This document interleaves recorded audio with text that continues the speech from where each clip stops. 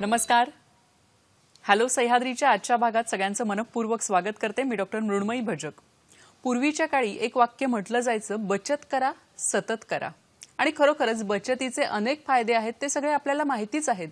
पण आजच्या काळाचा जर आपण विचार केला तर फक्त बचत करून आपण जे पैसे बचत केलेले आहेत त्या पैशांची योग्य गुंतवणूक करणंही तितकंच गरजेचं आहे.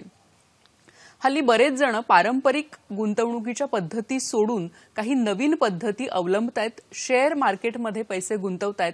तर ही जी सगळी गुंतवणूक आहे ती नक्की कशी करायची, कधी करायची, कशात करायची, हे असे अनेक प्रश्न आपल्या मनात असतात. आणि ह्याच प्रश्नांची उत्तरं शोधण्याचा प्रयत्न आज आपण आपल्या कार्यक्रमातून करणार आहोत.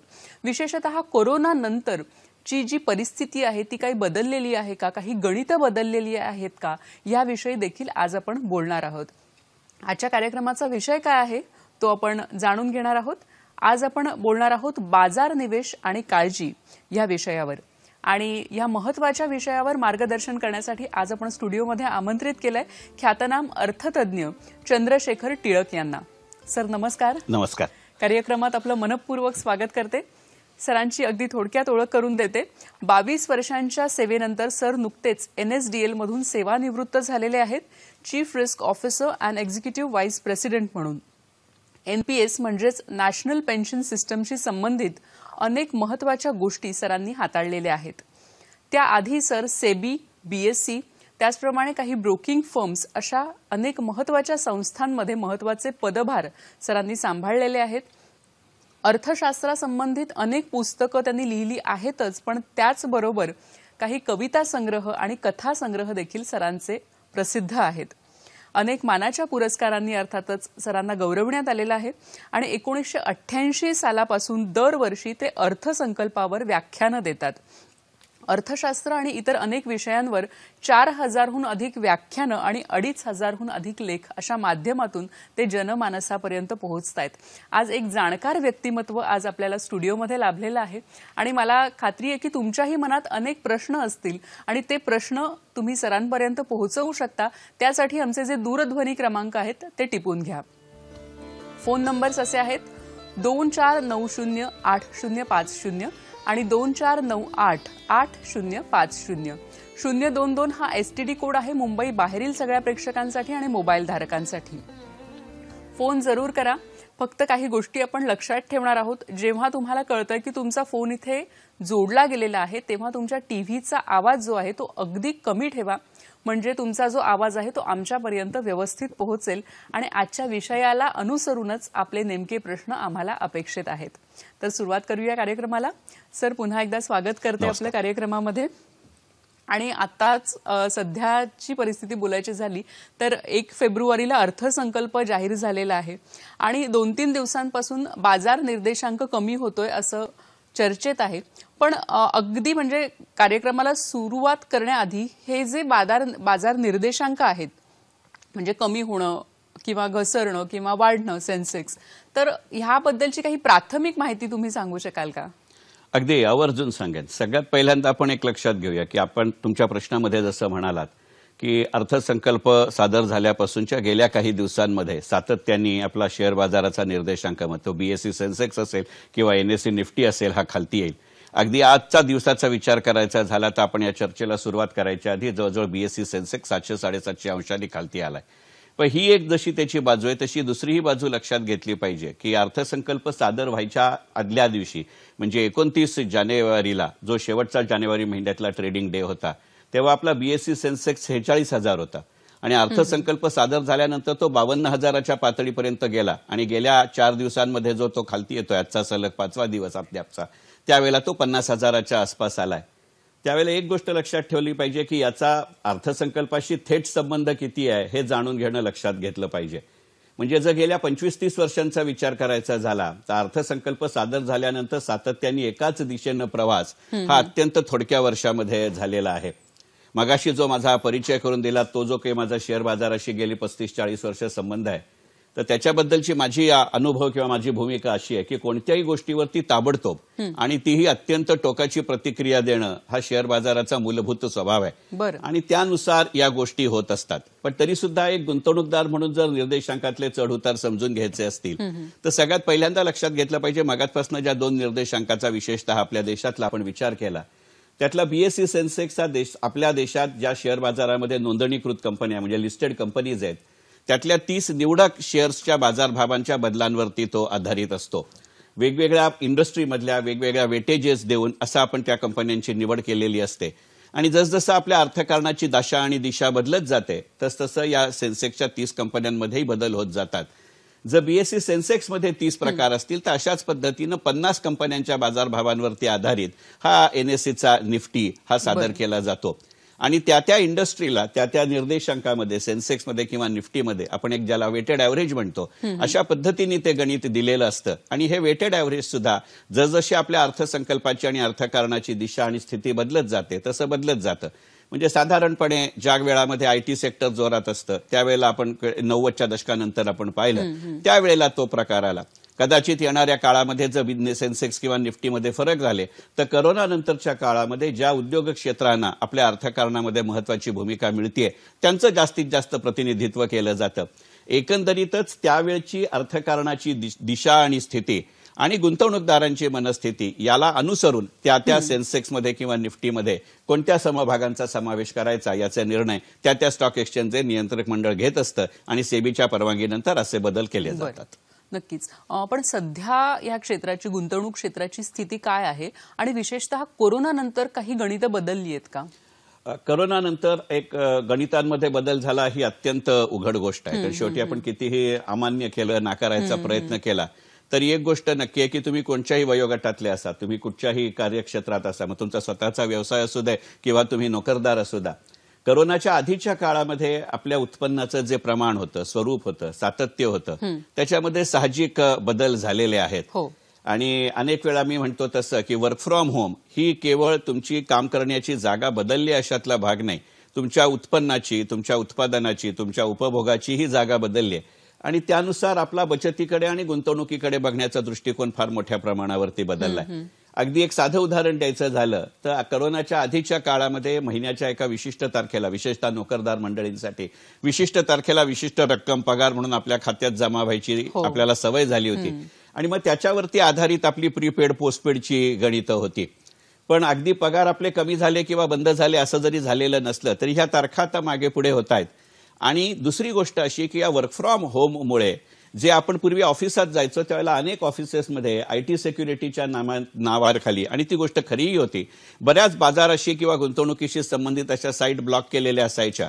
आता तुम्ही घरी बसल्यानंतर तुम्हाला त्याचा ऍक्सेसही वाढतोय. आपण पाहिलं की गेल्या 10-11 महिन्याच्या लॉकडाऊनच्या काळामध्ये जवळजवळ 60 लाख नवीन ट्रेडिंग आणि डीमॅट अकाउंट उघडले. म्हणजे एक तर आपलं तिथे अप्रोच व्हायचं प्रमाण आणि सातत्य वाढलं आणि दुसरं आपल्या उत्पन्नाचं स्वरूप कमी झाल्यामुळे आपल्याकडे गुंतवणुकीकडे बघण्याचा दृष्टिकोनही बदलला. मी आज गुंतवणूक केली तर लगेचच मला उत्पन्न त्यापासून मिळेल का म्हणजे त्या निमित्ताने माझी मासिक गणिताचा ताळेबंद मला सारखा ठेवता येईल असा विचार केला गेला आणि त्यामुळे कदाचित ते तात्पुरतं असेल जसजसं करोनाचा लॉकडाऊन उठत जाईल किंवा त्या अर्थकारणातून आपण बाहेर येत जाऊ आणि अगदी आता जो सध्या वजा असा जीडीपीच्या ग्रोथ रेटची आपण चर्चा करतोय तो जसजसा सकारात्मक होत जाईल तसतशी ही गणितं होतात. आणि कदाचित दुसरं असेल की आपण जी मागासच्या पहिल्या प्रश्नांमध्ये चर्चा केली तसं आपल्या शेअर बाजाराचा निर्देशांकाचा जर फक्त विचार करायचा झाला तर 2020 या वर्षात बीएसई सेन्सेक्सची सर्वोच्च पातळी 42,000 होती आणि सर्वात खालची पातळी 26,000 होती आणि अलीकडे आपण ते 52,000 पाहिलं. हा जो 42,000 ते 26,000 ते 52,000 असा 48,000चा जो प्रवास आहे म्हणजे दरमहा 12-13 महिन्याचा विचार करायचा झाला तर 4-4.5 अंशाचे चढउतार आपण बघतोय. बाजाराला हे नवीन नसले तरी आपल्या संवेदनशीलतेला ते कदाचित आता नवीन आहेत आणि त्यामुळे साहजिकच जे वृत्तीनी प्रवृत्तीनी पहिल्यापासून दीर्घकालीन गुंतवणूकदार किंवा लॉंग टर्म इन्व्हेस्टर होते त्यांच्याही मनामध्ये आपल्या गुंतवणुकीच्या पोर्टफोलिओचा काही भाग तरी या बाजार बदलांना साजेसा ठेवायचा का आणि त्यामुळे आपल्या नियमित उत्पन्नामध्ये वाढ होईल का असा विचार वाढायला लागलाय. या सगळ्या गोष्टींचं प्रतिबिंब. आणि साहजिकच करोनानंतरचे नियम आणि त्याची शिथिलता किंवा अलीकडेची आपण पुन्हा चर्चा केली की कदाचित काही भागामध्ये पुन्हा लॉकडाऊन येईल का, यामुळे ही जी अर्थकारणाची ही गणित आहेत याची प्रतिबिंब नक्कीच करोनानंतरच्या अर्थकारणामध्ये आणि त्यामुळे पर्याप्ततेनं आपल्या गुंतवणूक क्षेत्रामध्ये, म्हणजे केवळ शेअर बाजारामध्येच हे असं झालं अशातला भाग नाही, अगदी म्युच्युअल फंडांमध्ये, पेन्शन प्रॉडक्टमध्ये असेही बदल झालेत. आणि हे बदल होणं अत्यंत साहजिक आहे. आणि खरं सांगायचं म्हणजे हे गुंतवणूकदारांच्या सजगतेचं आणि आपल्या अर्थकारणाच्या संवेदनशीलतेचं उदाहरण म्हणून त्याच्याकडे बघणं हे जास्त संयुक्तिक ठरेल. नक्कीच. तुम्ही आताच म्युच्युअल फंडाचा उल्लेख केलात. आपण बघतो की काही वर्षांपासून म्युच्युअल फंडमध्ये गुंतवणूक करण्याचं प्रमाण हे वाढलेलं आहे. सामान्य लोक अनेक गुंतवणूक करतात. म्युच्युअल फंड्स म्हटलं की एक शेवटची अतिशय आपण जी ऍड बघतो तर त्यात अगदी घाईघाईने म्हटलं जातं की टर्म्स अँड कंडिशन्स काय आहेत त्या तुम्ही नीट समजून घ्या. तर गुंतवणूक करताना म्युच्युअल फंड्समध्ये नक्की आपण कुठली काळजी घेतली पाहिजे? तुम्ही जसं म्हणलात की टर्म्स अँड कंडिशन्स अप्लाय, तसंच एक म्युच्युअल फंडच्या बदलत्या स्वरूपाचं एक अत्यंत उत्कृष्ट उदाहरण आहे. अगदी पहिल्यापासूनच आपण आपल्या म्युच्युअल फंडच्या जाहिरातीचा विचार केला तर त्याच्यामध्ये म्युच्युअल फंड सही आहे अशी ओळ असायची. आणि करोनानंतरच्या काळामध्ये आपण असं पाहिलं की सचिन तेंडुलकर सारख्या सेलिब्रिटीज त्याचं अँफिच्यासाठी वर्णन करतात आणि तो शांतपणे म्हणतो की जर क्रिकेट खेळताना बॉल लागण्याची रिस्क घेतली नाही तर तो बॅट्समन कसा होईल, तसंच म्युच्युअल फंडमध्ये आहे. म्हणजे एकंदरीतच करोनानंतरच्या काळामध्ये म्युच्युअल फंड हा ही रिस्क रिलेटेड इन्स्ट्रुमेंट आहे, पण शेअर बाजारा इतका ते पूर्णपणाने रिस्क रिलेटेड इन्स्ट्रुमेंट नाही. याच्याकडे आपले सेबी सारखे नियंत्रक आणि एकंदरीतच म्युच्युअल फंडचा अनुभव घेत आहेत. याचं खरं कारण असं आहे की म्युच्युअल फंड इंडस्ट्रीची आपल्या देशातली सुरुवात खूप जुनी आहे. अगदी युनिट ट्रस्ट पासून आजपर्यंत जे जवळजवळ अनेक वेगवेगळ्या प्रकारचे म्युच्युअल फंड आपल्या देशात कार्यरत आहेत आणि त्यांच्याही वेगवेगळ्या प्रकारच्या योजना आहेत. पण गेल्या वर्षभरापुरेसा जर म्युच्युअल फंडचा विचार करायचा झाला तर दोन गोष्टी आपल्या लक्षात आल्यात की तुम्हाला आणि मला एक सर्वसामान्य गुंतवणूकदार म्हणून म्युच्युअल फंडमध्ये गुंतवणूक करताना ज्याला आपण एसआयपी किंवा सिस्टमिक इन्व्हेस्टमेंट प्लॅन असा विचार करत होतो त्याची सवय झाली होती. म्हणजे कित्येकांना असं वाटायचं की एसआयपी ही एकमेव पद्धत आहे म्युच्युअल फंडमध्ये गुंतवणूक करण्याची. करोनानंतरच्या काळामध्ये मगाच्या प्रश्नाचं उत्तर देताना मी म्हटलं तसं एसआयपी मध्ये फार मोठ्या प्रमाणावरती बदल झाले अशातला भाग नाही. मधला काही काळ ते जरूर थांबले असतील कारण त्या एसआयपी मध्येच डिफरमेंटची सोय झालेली आहे. आज म्युच्युअल फंडकडे पुन्हा एकदा नव्याने लोक बघण्याची जी कारण आहेत त्याचं स्वरूप मात्र करोना आधीच्या काळापेक्षा वेगळं आहे. की करोनाच्या आधीच्या काळामध्ये तुमच्या माझ्यासारखा सर्वसामान्य गुंतवणूकदार म्युच्युअल फंडकडे येताना जर फक्त एसआयपीचा विचार करत असेल तर तो आता एसटीपी म्हणजे सिस्टमिक ट्रान्सफर प्लॅनचाही विचार करतो, एसडब्ल्यूपी म्हणजे सिस्टमिक विड्रॉवल प्लॅनचाही विचार करतो आणि ही कॉम्बिनेशन्स करत असतानाच तो फंड ऑफ फंड सारख्याही अनेक गोष्टींचा विचार करतोय. आणि आपण खरं तर तुम्हाला थोडंसं थांबवते कारण एक फोन आपल्याला येतोय बऱ्याच वेळापासून. नमस्कार, डॉक्टर श्रीकृष्ण पाडगावकर आपल्याशी बोलतात अंबरनाथहून. माझे 3 प्रश्न आहेत. बोला. पहिला प्रश्न असा आहे की इक्विटीमध्ये गुंतवणूक होते किंवा डेट साधनामध्ये गुंतवणूक होते असा शब्दप्रयोग वापरला जातो, म्हणजे नेमकं काय? आणि दुसरा प्रश्न असा आहे की आजच्याच वृत्तपत्रामध्ये आलंय की काही 8 कंपन्यांचे बाजार मूल्य घटले, तर बाजार मूल्य म्हणजे नेमकं काय? आणि तिसरा प्रश्न असा आहे, थोडासा वेगळा प्रश्न आहे की आज सोन्याचा भाव जो 46 किंवा 47 हजारापर्यंत खाली आलाय, पण त्याच ठिकाणी 2 वर्षामध्ये तो 68 हजारापर्यंत जाईल असं म्हणतायत. हे कितपत विश्वासार्ह किंवा कितपत यात तथ्य आहे? धन्यवाद.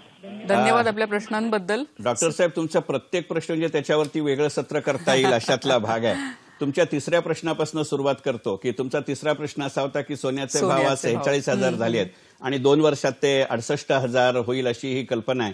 2 वर्षात 68 हजार होईल की नाही मला माहिती नाही, कारण 2 वर्ष हा सोन्याच्या बाजारासाठी फार मोठ्या प्रमाणावरती प्रदीर्घ काळ आहे. पण आज जो 46 हजार आहे याचं एक गणित सांगतो. डॉक्टर साहेब, तुम्हाला कदाचित मेकॅनस गोल्ड हा सिनेमा आठवत असेल. त्याच्यामध्ये ग्रेगरी पेकचं एक वाक्य आहे की gold, oil and coal are not only the geographical neighbours but they are the commercial neighbours as वेल.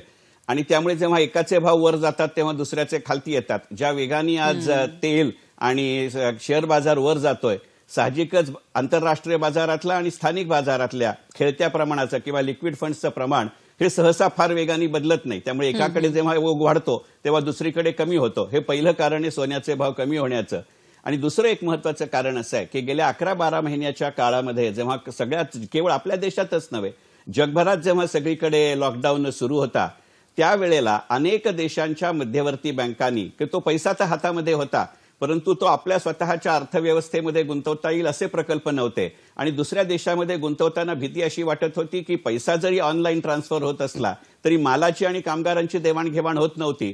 त्यामुळे एक सेफ बेट, सुरक्षितता म्हणून अनेक मोठ्या प्रमाणावरती जागतिक बाजारामध्ये सोन्याच्या गुंतवणुकीमध्ये, ज्याला आपण पार्किंग ऑफ फंड्स म्हणू, अशा पद्धतीने अनेक देशांच्या मध्यवर्ती बँकांनी पैसे गुंतवलेले होते.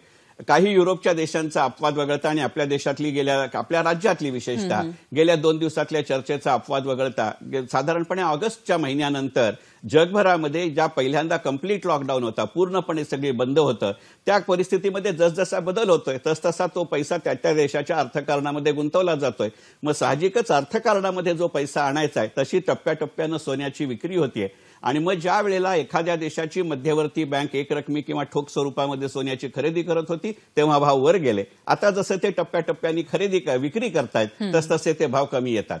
तुमचा दुसरा प्रश्न असा होता की सर, आपण त्या प्रश्नांबद्दल पण बोलणार आहोत. तुम्ही जसं म्हणालात की त्यांचे जे दोन्ही प्रश्न आहेत ते थोडेसे लेंदी आहेत, तर त्याबद्दल आपण बोलणार आहोत. आणि आज अनेक गोष्टींची उकल होतीये, जसं आता सरांनी सांगितलं की तेल, सोन्याचा भाव, या सगळ्या गोष्टींची उकल होतीये. आणखीही बऱ्याच गोष्टींची उकल आपल्याला कार्यक्रमातून होणार आहे.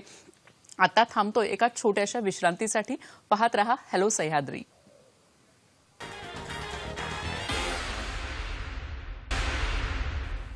नमस्कार. विश्रांतीनंतर सगळ्यांचं मनपूर्वक स्वागत करते. बाजार, निवेश आणि काळजी असा आजचा आपला विषय आहे. आणि आपल्याला मार्गदर्शन करतायत ख्यातनाम अर्थतज्ञ चंद्रशेखर टिळक सर. सर, मगाशी फोन आला होता डॉक्टर पाडगावकर यांचा आणि त्यांनी एक प्रश्न विचारला होता, तो म्हणजे इक्विटीमध्ये गुंतवणूक करतात असं एक म्हटलं जातं, तर नक्की त्याचा अर्थ काय आहे? पाडगावकर सरांचा जो प्रश्न होता तो म्युच्युअल फंडच्या वेगवेगळ्या स्कीम्सच्या संदर्भात न होता. तो एक संदर्भ घेऊन एकंदरीतच्या सगळ्या प्रक्रियेकडे पाहू. पाडगावकर सरांचा प्रश्न असा होता की म्युच्युअल फंडच्या बाबतीत आपण असं म्हणतो की हे इक्विटीमध्ये गुंतवणूक करतात किंवा हे डेटमध्ये गुंतवणूक करतात, म्हणजे नेमकं ते काय करतात? सर, म्युच्युअल फंडचे मुळामध्ये 2-3 प्रकारच्या स्कीम्स असतात. एक ज्याला लिक्विड असं म्हणू, दुसरं कॅपिटल किंवा ग्रोथ असं म्हणू, आणि तिसरं या दोघांचा संगम साधणारी अशी ज्याला आपण बॅलन्स्ड असं म्हणू.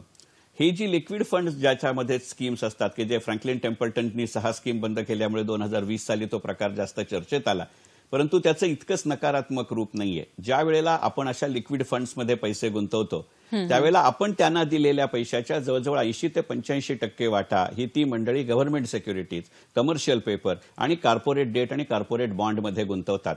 काही प्रमाणामध्ये ते अनलिस्टेड सिक्युरिटीमध्येही गुंतवतात. याचं वैशिष्ट्य असं आहे की अक्षरशः तुम्ही काही तासांपासून काही दिवसांपर्यंत त्याच्यामध्ये पैसे गुंतवू शकता आणि जसजशी त्याची मॅच्युरिटी येते तसं त्याचं यील्ड बनतं. आणि जेव्हा ते इक्विटीमध्ये म्युच्युअल फंड पैसे गुंतवतात असं म्हटलं जातं तेव्हा विशेषतः आपण जे ग्रोथ स्कीमसाठी दिलेले असतात, जर लिक्विडचा बहुतांश भाग या कमर्शियल पेपर्समध्ये किंवा जीसेकमध्ये जात असेल तर ग्रोथ स्कीमचा बहुतांश भाग हा इक्विटी शेअर्समध्ये जातो. अर्थात लिक्विडमध्येही 5-7-8% का होईना इक्विटीमध्ये असतात आणि इक्विटी फंडमध्ये सुद्धा काही प्रमाणामध्ये हे पैसे लिक्विड स्कीममध्ये गुंतवले जातात. अन्यथा तुम्हाला जो वेळोवेळी द्यावा लागणारा डिव्हिडंड आहे तो त्यांना देता येणार नाही किंवा तुमची रिडम्पशन्स देता येणार नाहीत. आणि याच्यामध्ये समतोल साधण्याचा जो प्रकार केला जातो तो आपण म्युच्युअल फंडच्या बॅलन्स स्कीममधनं करून जातो. त्याचबरोबर एक लक्षात घेतलं पाहिजे की म्युच्युअल फंडमध्ये अनेक वेळेला सेक्टर स्पेसिफिक म्युच्युअल फंडही येतात. मग असे जे सेक्टर स्पेसिफिक म्युच्युअल फंड असतील, एक उदाहरण घेऊ की जर समजा तो power sector specific mutual fund असेल तर तो बहुतांश वेळेला बॅलन्स्ड स्वरूपाचा असतो. आणि मग पॉवर सेक्टर कंपन्यांनी दिलेल्या जीसेक पासून, कमर्शियल पेपर पासून, कॉर्पोरेट डेट पासून त्याच्या ज्या नोंदणीकृत कंपन्या असतील ज्याला आपण लिस्टेड कंपनीज असं म्हणतो त्याच्यामध्ये ही गुंतवणूक केली जाते. पण हा म्युच्युअल फंडचा संदर्भ सोडून जर पाहायचा झाला असेल तर तुमच्या माझ्यासारख्या वैयक्तिक गुंतवणूकदाराला एखाद्या ब्रोकरकडे, एखाद्या डिपॉझिटरी पार्टिसिपंटकडे, एखाद्या बँकेकडे जे वेगवेगळ्या प्रकारच्या सुविधा देतात त्यांच्याकडे ट्रेडिंग आणि डिमॅट अकाउंट दोन्ही उघडावं लागतं. तो 2 वेगवेगळ्या ठिकाणी असू शकतो. आणि जगामध्ये फार मोजके देश आहेत, त्यात आपला देश आहे की जिथे तुमच्या माझ्यासारखा सर्वसामान्य गुंतवणूकदारही थेटपणाने ब्रोकरच्या माध्यमातून जाऊन, काही ब्रोकरनी तर आता तुमच्या नेटवर्कवरती किंवा तुमच्या पीसीवरतीच तुम्हाला direct access to the trading exchanges दिलेला आहे, त्याच्या माध्यमातून आपण खरेदी विक्री करू शकतो. नक्कीच. आपल्याला एक फोन येतोय सर. रवींद्र कुडाळकर आपल्याशी बोलतायत जळगावहून. नमस्कार, बोला. हॅलो, नमस्कार, आपला प्रश्न विचारा. नमस्कार. माझा प्रश्न असा आहे की अर्थसंकल्पाकडे पाहताना सामान्य माणूस काय महाग झालं, काय स्वस्त झालं याकडे पाहतो. या पलीकडे त्याने अर्थसंकल्पाकडे कसं पाहावं आणि बाजार निवेशाकडे पाहताना गुंतवणुकीमध्ये आपला फायदा किती, तोटा किती, हेच पाहिलं जातं. त्या पलीकडे बाजार निवेशाकडे कसं पाहिलं जावं? धन्यवाद. धन्यवाद. अर्थसंकल्पाकडे सामान्य माणसाने कसं पाहावं, काय सांगाल? आत्ताच्या विषयाच्या दृष्टिकोनातून जर त्याची सांगड अर्थसंकल्पाच्या इन्व्हेस्टमेंटशी घालायची झाली तर शेवटी त्या क्षेत्रातली गुंतवणूक आपल्याला सगळ्यात जास्त फायदा करून देते, विशेषतः कमी काळात, की इतरांचं लक्ष त्याच्याकडे जायच्या आधी आपण जर त्या क्षेत्रामध्ये गुंतवणूक करू शकलो. आता जर तुमचा जो प्रश्न आहे की अर्थसंकल्पाकडे कसं पाहायचं आणि मग गुंतवणुकीकडे कसं पाहायचं, तर अर्थसंकल्पाकडे काय स्वस्त झालं, काय महाग झालं हे वेगळेपणाने पाहावं लागत नाही, कारण वेगवेगळ्या प्रसारमाध्यमांच्या माध्यमातून आपल्यापर्यंत ती माहिती पोचतच असते. पण त्याचबरोबर अर्थसंकल्पाच्या पहिल्या भागामध्ये, ज्याला आपण पार्ट ए असं म्हणतो, याच्यामध्ये बरीच पॉलिसी डायरेक्शन्स किंवा धोरणात्मक दिशा दिग्दर्शन केलेलं असतं. आणि मग जर त्याचा अंदाज बांधला आणि त्यानुसार त्या क्षेत्रातली सरकारची किंवा खासगी क्षेत्रांची आपण जर अंमलबजावणीची परिस्थिती पाहिली आणि त्यानुसार आपण त्या क्षेत्रातल्या कंपन्यांमध्ये, त्या क्षेत्राशी संबंधित अशा म्युच्युअल फंडमध्ये, त्या क्षेत्राशी संबंधित अशा इतर इन्व्हेस्टमेंट प्रॉडक्टमध्ये जर आपण वेळेच्या आधी आणि फार मोठ्या प्रमाणावरती गर्दी तिथे व्हायच्या आधी आपण गुंतवणूक केली तर अनेक गोष्टी होऊ शकतात. एक साधं उदाहरण देतो आणि मग आपण पुढे जाऊया.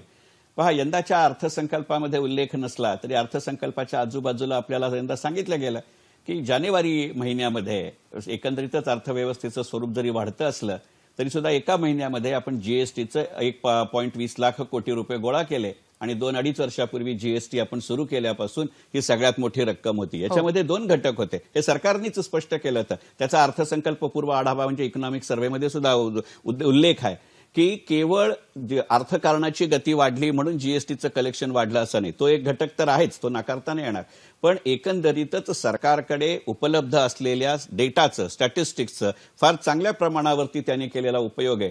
याच्यातनं जर संदर्भ घ्यायचा झाला तर एक गोष्ट लक्षात आहे की ज्या कंपन्या data mining, data analysis, cloud computing सारखा विचार करू शकतात त्या आयटी सेक्टरमधल्या कंपन्यांना येणाऱ्या काळामध्ये चांगले दिवस येऊ शकतात. आता त्या कंपन्या कुठच्या आहेत हे सांगायची ही जागा नाही, पण असा जर आपण संदर्भ करून घेऊ शकलो तर अर्थसंकल्प आणि गुंतवणूक याची आपल्याला सांगड घालता येईल. आणि तुमच्या जो प्रश्नाचा उत्तरार्ध होता की गुंतवणुकीमध्ये आपल्याला इतका नफा झाला, इतकी पैसा मिळाला, याच्या बरोबरीने ज्यावेळेला तुम्ही गुंतवणूक करत असता तेव्हा त्या शेअर्सच्या उलाढालीमध्ये नेमकं कितपत सातत्य आहे आणि ज्या घटकांमुळे त्या शेअर्सच्या बाजारभावामध्ये चढ झाले, वाढ झाली आहे किंवा त्याच्यामध्ये उतार झालाय, तो नेमका कितपत तात्कालिक आहे याचा विचार करावा लागतो.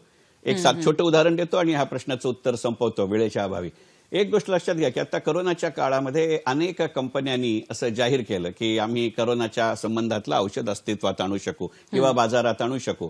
आपल्या देशातल्याच 2 कंपन्यांच्या बाबतीत असं लक्षात आलं नंतरच्या काळामध्ये की त्यांनी घोषणा तर केली परंतु ती कदाचित घाईघाईनं केली असावी. नंतरच्या काळामध्ये त्यांना औषध आणता आलं नाही.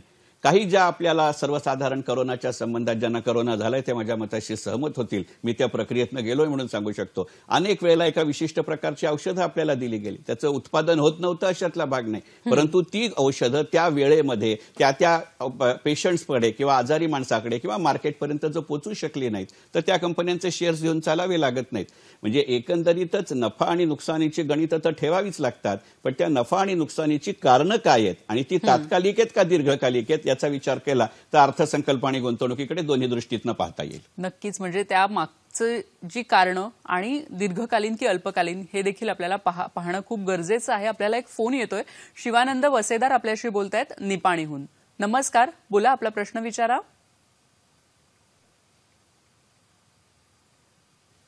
हॅलो, बोला, प्रश्न विचारा. नमस्कार मॅडम, निपाणीहून शिवानंद वसेदार बोलतोय मी.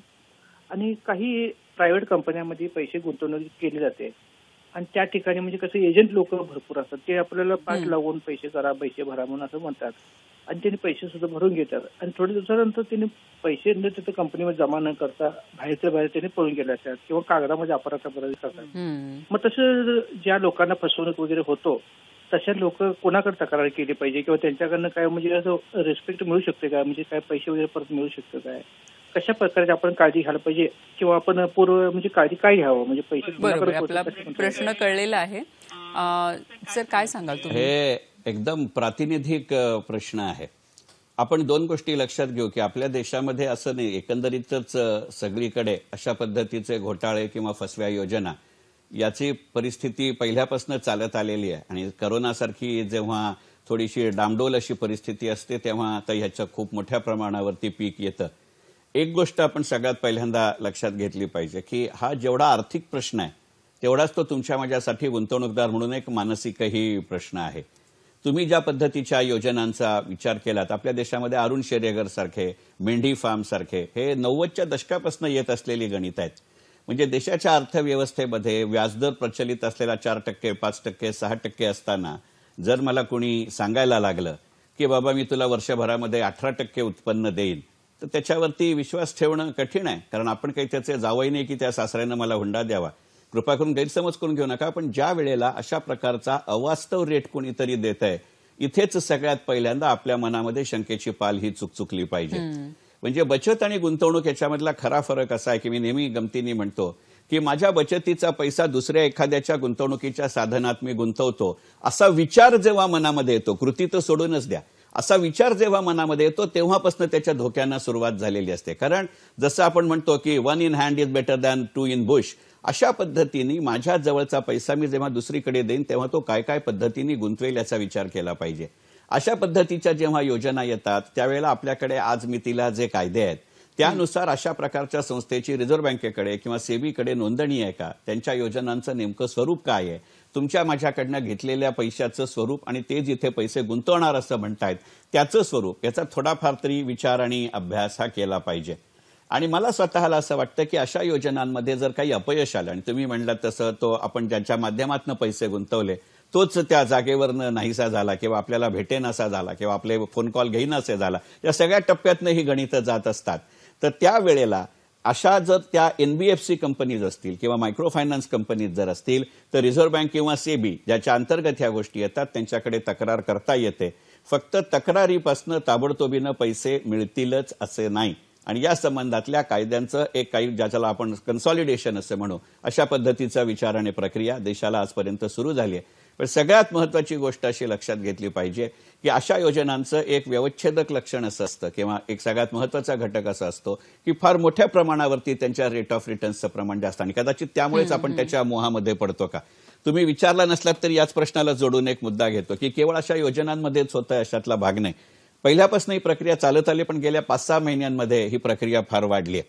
आणि ती म्हणजे केवळ अशा पद्धतीचे एजंट किंवा त्या कंपन्या नाहीशा होतात अशातला भाग नाही. आपले मोबाईल नंबर्स आणि नावं मिळणं हे हल्लीच्या काळामध्ये खूप सोपं झालेलं आहे. ट्रू कॉलरच्या पद्धतीने हा मोबाईल नंबर कोणाचा आहे हे ओळखणं हे लहान मुलाला सुद्धा जमतं.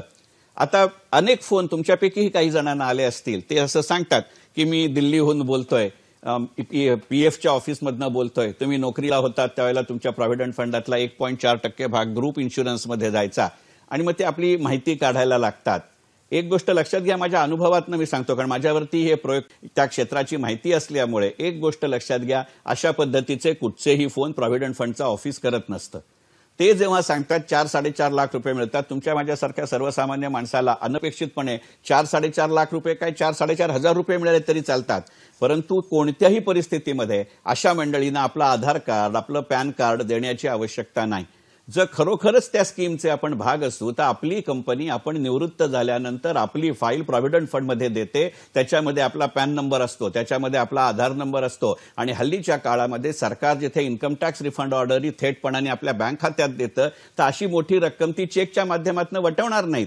त्यामुळे जसं आपण अनेक रिझर्व्ह बँकेच्या जाहिराती, अगदी अमिताभ बच्चन सारखे सेलिब्रिटी त्याच्यामध्ये काम करतात, ते सांगतात की आपला OTP आणि पासवर्ड देऊ नका, तसं काही वेळेला हे प्रॉव्हिडंट फंडच्या नावाखालती होतं, काही वेळेला पेन्शन प्रॉडक्टच्या नावाखालती होतं, काही वेळेला तुमच्या इन्शुरन्स पॉलिसीच्या नावावरती होतं. अशा प्रकारची कुठचीही माहिती कोणत्याही स्वरूपामध्ये देऊ नका.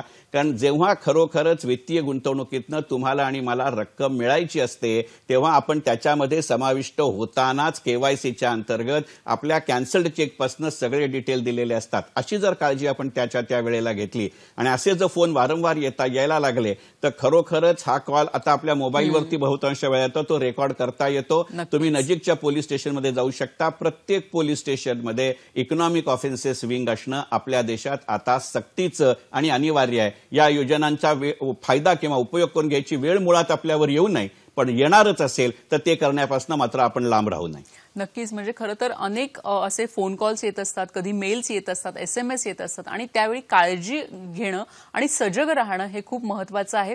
आणखी बरेच मुद्दे आहेत. शेअर बाजाराबद्दल देखील आपण बोलणार आहोत या कार्यक्रमातून. पण आता वेळ झाली आहे एका छोट्याशा विश्रांतीची. पाहत रहा हॅलो सह्याद्री.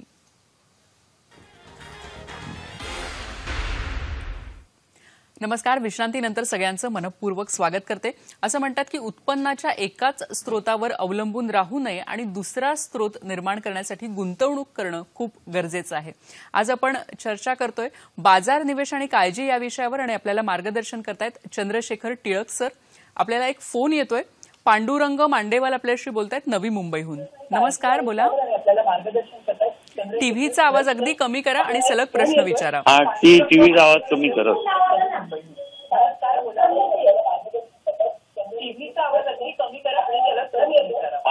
बोला.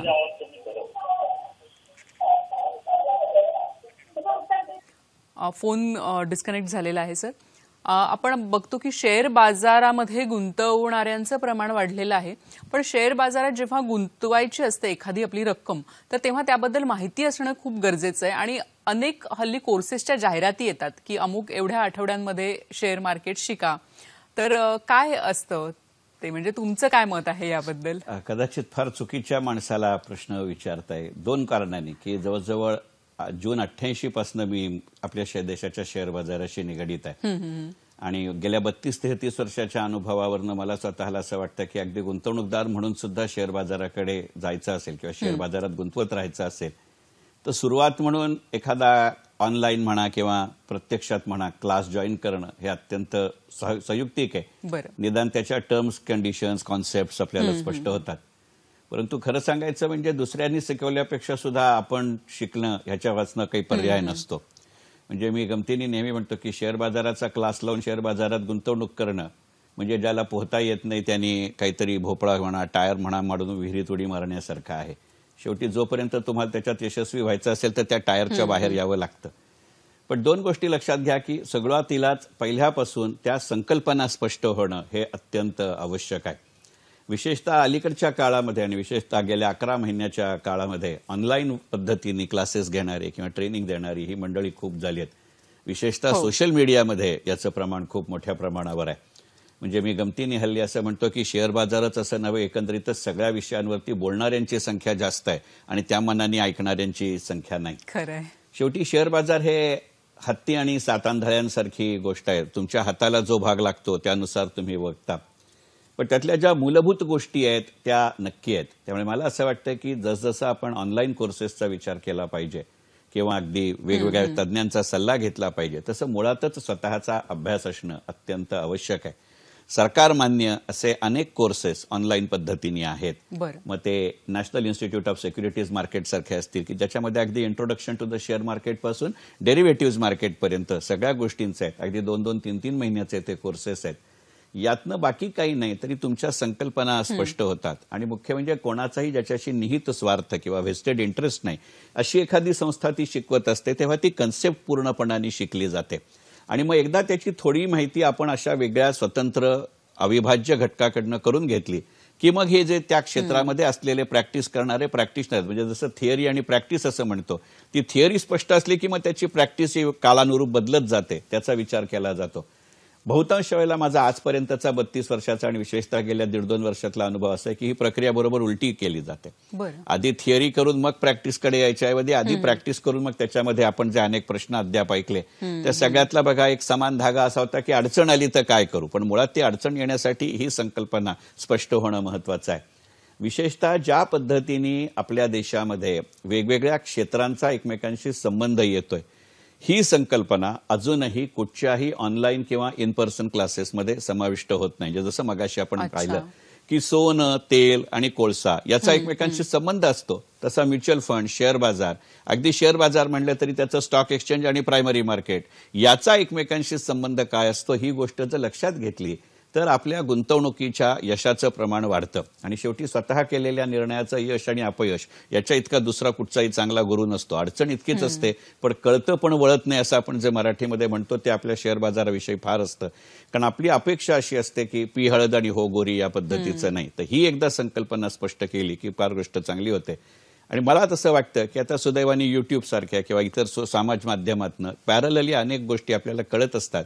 सुरुवातीच्या काळामध्ये 2-3 गोष्टी एका पाठोपाठ एक ऐकून त्याची तुलना केली तर आपल्या मनामध्ये लक्षात येतं, आपण असं 2-3दा केलं की यातलं नेमकं ऑथेंटिक काय आहे आणि ऑथेंटिक काय नाहीये, आणि मग त्या पद्धतीने आपण त्याला फॉलो करू शकतो.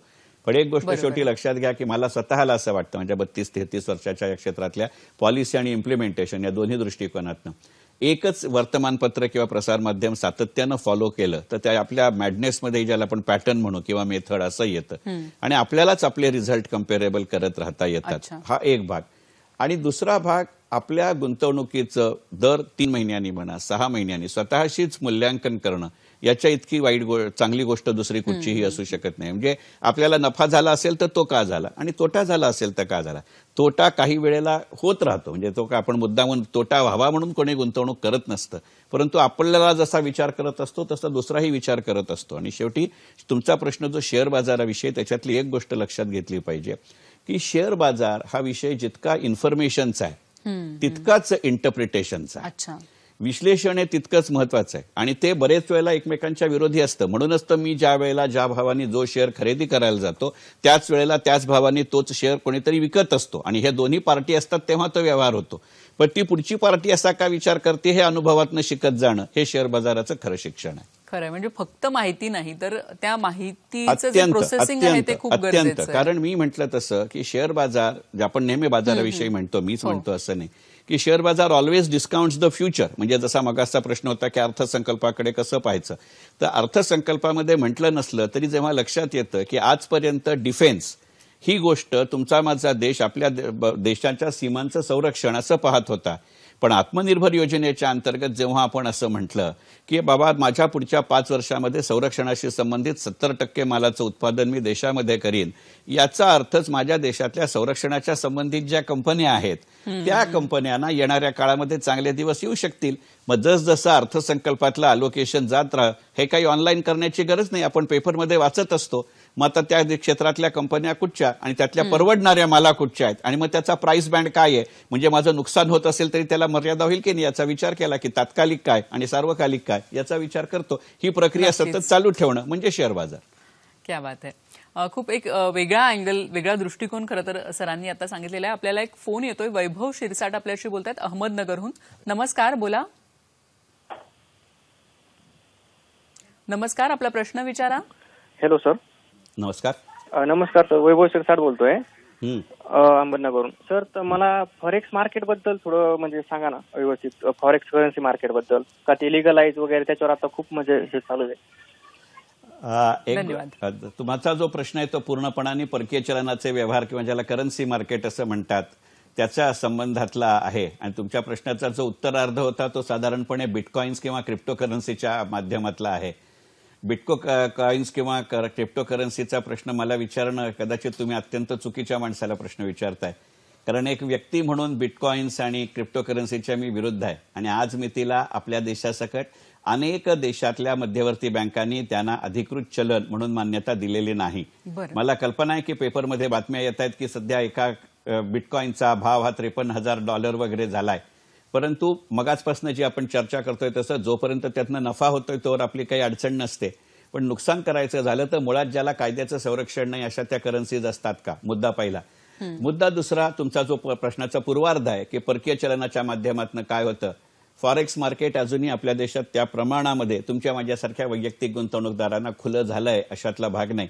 याचं कदाचित एक कारण असं असेल की आपल्या देशात आजही ज्या मुळातच जगाच्या बाजारामध्ये आज मितीला ज्या करन्सीचं अत्यंत मोकळेपणाने ट्रेडिंग होत असतं त्याच्यासाठी एक गोष्ट लक्षात घेतली पाहिजे की मगाच्या विवेचनामध्ये मी जसं म्हटलं की जेव्हा आपल्या जगामध्ये कोरोनाच्या लॉकडाऊन नंतर देशाच्या मध्यवर्ती बँका, सेंट्रल बँकांनी ठरवलं की सोन्यामध्ये पैसे गुंतवायचे, तसं काही विशिष्ट करन्सीज ज्याला बास्केट ऑफ करन्सीज असं म्हटलं जातं त्याच्यामध्ये ज्या करन्सीज असतात तिथपासनं गुंतवणूक करणं किंवा त्याच्यामध्ये ट्रेडिंग करणं ही अशी सुरुवात करणं जास्त सोयीचं जातं. कारण जसं सेन्सेक्समध्ये किंवा निफ्टीमध्ये एखाद्या शेअरचा समावेश करताना त्याची किंमत काय आहे, त्याचं ऑथोराइज कॅपिटल काय आहे, त्याच्या ट्रेडिंग व्हॉल्यूम मधलं सातत्य काय आहे, ट्रेडिंग व्हॉल्यूम मधलं सातत्य म्हणजे थोडक्यात त्याची मागणी आणि पुरवठा याच्यामधलं सातत्य काय आहे याचा विचार केला जातो. तसंच या बास्केट ऑफ करन्सीजमध्ये विचार करत असताना किंवा तुम्ही आणि मी या बास्केट ऑफ करन्सीच्या बाहेर जात असतानाही अशा करन्सी कुठच्या करन्सी या निकषावरती उतरतात याचा विचार केला पाहिजे. आणि त्याचबरोबरीने एक गोष्ट लक्षात घेतली पाहिजे की एखाद्या देशाची अर्थव्यवस्था ही मजबूत असू शकते. म्हणजे अगदी करोनानंतरच्या काळानंतर सुद्धा जगातल्या अनेक अर्थव्यवस्था वजा पद्धतीनं वाढत असताना चीनची अर्थव्यवस्था 3% वाढतीये. म्हणून मी चीनच्या करन्सीमध्ये जाऊन उपयोग नाही, कारण चीनची करन्सी ही पेग्ड करन्सी आहे. त्याच्या विरुद्ध ज्या फ्लोटिंग करन्सीज आहेत, फ्री रेट करन्सीज आहेत, त्याच्यामध्ये मला भाग घेणं आवडतं. आणि एक गोष्ट लक्षात घ्यावी लागते, करन्सीमध्ये तुमच्या माझ्यासारखी व्यक्ती एक वैयक्तिकरित्या आपण जाणार असू किंवा त्याच्याशी संबंधित इन्स्ट्रुमेंटमध्ये जाणार असू तर ज्या करन्सीज ह्या साधारणपणे रिझर्व्ह करन्सीज म्हणून पाळल्या जातात त्या कुठच्या इथे मी तुम्हाला सांगायची आवश्यकता नाही. त्यांचा नावनिशिवार इथे उल्लेख करणं हे टीप दिल्यासारखं होईल आणि ते कायद्याच्या चौकटीत बसणार नाही, म्हणून कटाक्षाने मी ते उल्लेख टाळतो. परंतु एक गोष्ट आपल्याला लक्षात घ्यावी लागते की ज्या करन्सीच्या प्रमाणामध्ये त्या स्वतःच्या ज्या देशाची ती करन्सी आहे त्याच्यापेक्षा इतरांनाही स्वारस्य असतं. म्हणजे साधारणपणे ज्या करन्सीमध्ये थेट विदेशी गुंतवणुकीची जगभरातल्या अनेक देशांमध्ये देवाणघेवाण होते, पेट्रोल, तेल, सोनं अशा गोष्टींच्या आयातीवरती आपल्या सकट अनेक देश अवलंबून असतात. मग अशा वस्तूंचं पेमेंट आपण ज्या करन्सीमध्ये साधारणपणे हे देश स्वीकारतात त्या करन्सीमध्ये मागणीचं आणि पुरवठ्याचं सातत्य राहतं आणि त्याचे दर एका विशिष्ट पातळीवरती राहतील याचा प्रयत्न केला जातो. आणि त्याचबरोबर आपल्या देशामध्ये जर विचार करायचा झाला तर आपल्या देशाच्या फॉरेक्स रिझर्व्हमध्ये त्या करन्सीचं प्रमाण काय आहे. गेल्या काही महिन्यामध्ये आपल्या देशात जी विदेशी गुंतवणूक आली, मग ती थेट विदेशी गुंतवणूक म्हणजे FDI असेल, FPI असेल, FII असेल, अशा जर करन्सीचा विचार केला तर तुम्हाला आणि मला छोट्या काळापासून मोठ्या काळापर्यंत त्याच्यामध्ये फायदा होऊ शकतो. पण एक गोष्ट लक्षात घेऊया की शेअर बाजार, म्युच्युअल फंड याच्याशी जेवढे आपण संबंधित आहोत तितक्या मोठ्या प्रमाणावरती या क्षेत्राबद्दलची साक्षरता आणि सुविधा दोन्ही दृष्टी म्हणजे लिटरसी आणि फॅसिलिटी आपल्या देशात नाहीये. पण हे घटक जरूर लक्षात घेता येतील. नक्कीच अनेक घटक आहेत जे आपल्याला लक्षात घेतले पाहिजेत. आणखीही काही मुद्द्यांवर आपण चर्चा करणार आहोत, पण आता वेळ झाली एका छोट्याशा विश्रांतीची. पाहत रहा हॅलो सह्याद्री.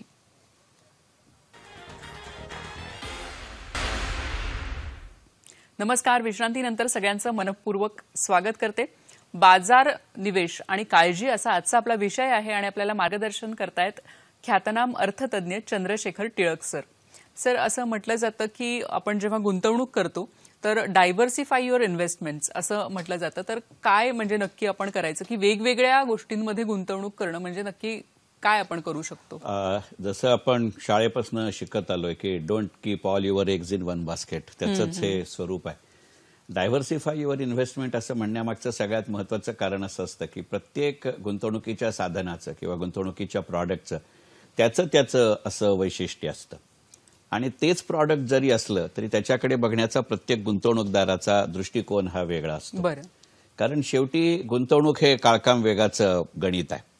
मी किती रक्कम गुंतवतोय, किती काळासाठी गुंतवतोय आणि त्याच्याच बरोबरीने ती रक्कम गुंतवलेली असताना मी किती प्रमाणामध्ये धोके स्वीकारू शकतो, रिस्क घेऊ शकतो, ही तिन्ही गणितं प्रत्येक व्यक्तीनुसार बदलू शकतात. म्हणजे अगदी त्या व्यक्तीच्या वेगवेगळ्या आयुष्याच्या वेगवेगळ्या टप्प्यावरती सुद्धा ही गणितं बदलू शकतात. आणि त्यामुळे आपल्या गरजा सतत बदलत असतात. म्हणजे हे दोन व्हेरिएबल एका ठिकाणी आणण्याचा भाग असतो. आणि त्यामुळे असं म्हटलं जातं की प्रत्येक क्षेत्राचीच परिस्थिती तशीच्या तशीच राहिलेली असते असं नाही. त्यामुळे एक अगदी गृहीत धरलेलं आहे की काही गुंतवणुकीच्या साधनातनं त्या विशिष्ट टप्प्यावरती मला फायदा होईल आणि कदाचित काही गुंतवणुकीच्या साधनातनं मला नुकसानही होईल. मग हे नफा नुकसान बॅलन्स करत राहताना एकंदरीतच गुंतवणूक करण्याची माझी सवय सतत चालू राहावी. कारण शेवटी यश थोडंफार जरी मिळत राहिलं तरी त्या आशेवरती आपण गुंतवणूक करत जातो. आणि म्हणून असं म्हटलं जातं की डायव्हर्सिफाय युअर इन्कम. एक साधं उदाहरण सांगतो की जर समजा आपण कोणत्याही वयोगटामध्ये असलो तरी सुद्धा जेव्हा आपण पैसे गुंतवतो तर शेवटी बचत आणि गुंतवणूक ह्याच्यामधला हा महत्वाचा फरक आहे. बचत ही बहुतांश वेळेला आपल्या सगळ्यांच्या संस्कारातनं होत असते, आपल्या सवयीतनं होत असते. कारण लहानपणापासून आपल्याला शिकवलं जातं की अंथरूण पाहून पाय पसरा. म्हणजे इन्व्हेस्टमेंट फील्डमध्ये म्हटलं जातं की excess of your income over expenditure is your saving. तर वॉरन बफे सारखे जे जगप्रसिद्ध गुंतवणूकदार म्हणतात असं नाही की तुमच्या उत्पन्नातनं तुम्ही बचत केल्यानंतर जी रक्कम उरते त्याच्यामध्ये तुम्ही खर्च भागवला पाहिजे. हे फार मोठ्या प्रमाणावरती होत नाही, ही गोष्ट खरी. आणि मग त्यामुळे आपण बचत करतो हा फक्त एक काय म्हणू पॅसिव्ह अशी ऍक्शन आहे, पण ती फार एक विशिष्ट उद्देश ठेवून मी दुसरीकडे देतो आणि त्यापासून विशिष्ट काळात मला विशिष्ट उत्पन्न मिळावं असं म्हणतो, तेव्हा ती गुंतवणूक सुरू होते. म्हणजे बचत ही सवयीने होणारी गोष्ट आहे, गुंतवणूक ही प्रयत्नपूर्वक करावी लागते. आणि आपण ती वेगवेगळ्या टप्प्यांवरती करत असतो, त्यामुळे त्या टप्प्यावरती ते पैसे मी किती काळासाठी गुंतवायला तयार आहे आणि त्याच्यापासून मला उत्पन्न किती अपेक्षित आहे याच्यावरती ते अवलंबून असतं. एक साधं उदाहरण सांगतो की काळाच्या ओघामध्ये सुद्धा याची गणितं बदलतात. आपल्या सगळ्यांना आयुर्विमा हे महत्वाचं गणित वाटतं. माझ्यासारखी जे 60-61 वर्षाची व्यक्ती आहे त्याला जर तुम्ही विचारलं की तुमच्या आयुष्यातली पहिली गुंतवणूक काय होती, तर 90-99% लोकांचं मत उत्तर येईल की एका विशिष्ट कंपनीची, सरकारी कंपनीची 5,000 रुपयाची 20 वर्षाची पॉलिसी. पण आज तुमच्या माझ्या देशाच्या अर्थव्यवस्थेमध्ये 58% वाटा जो सेवा क्षेत्राचा, सर्व्हिस सेक्टरचा आहे, त्याच्यामध्ये जी काम करणारी मोठी पिढी आहे, वयवर्ष 25 ते 35, ते असं 20 वर्षाची गुंतवणूक करणार नाहीत. ते म्हणतील आत्ता एक रकमी माझ्याकडे रक्कम आहे, मी तुम्हाला देतो, तुम्ही पुढच्या महिन्यापासून उत्पन्न द्याल का. म्हणजे पहा, एकच घर एकच उत्पन्न गट, पण आपल्या वेगवेगळी वृत्ती असते. आणि त्यामुळे या सगळ्यांचाच इथे समतोल साधला जाईल की काहीतनं मला ताबडतोब उत्पन्न मिळेल, काहीतनं मला मध्यम काळात उत्पन्न मिळेल, काही प्रमाणात मला जमणारे, ज्याचा शेवटी कन्व्हिनियन्स हाही एक भाग आहे, लिक्विडिटी हाही एक भाग आहे. आणि त्यामुळे अशी आपल्या उद्देशाशी सांगड घालत जर आपण गुंतवणूक करत गेलो की हा पैसा मला 5 वर्षासाठी ठेवायचा आहे, तर वेगळ्या पद्धतीचं इन्व्हेस्टमेंट प्रॉडक्ट असू शकतं, किंवा मला एक रकमी रक्कम देता येते तर माझं वेगळं प्रॉडक्ट असू शकतं. किंवा जसं आपल्याकडे पहिल्यापासून वेगवेगळ्या पद्धतीने, अगदी पारंपरिक पद्धतीनं आपल्याकडे सोन्यामध्ये भिशी भरण्याचा प्रकार होता.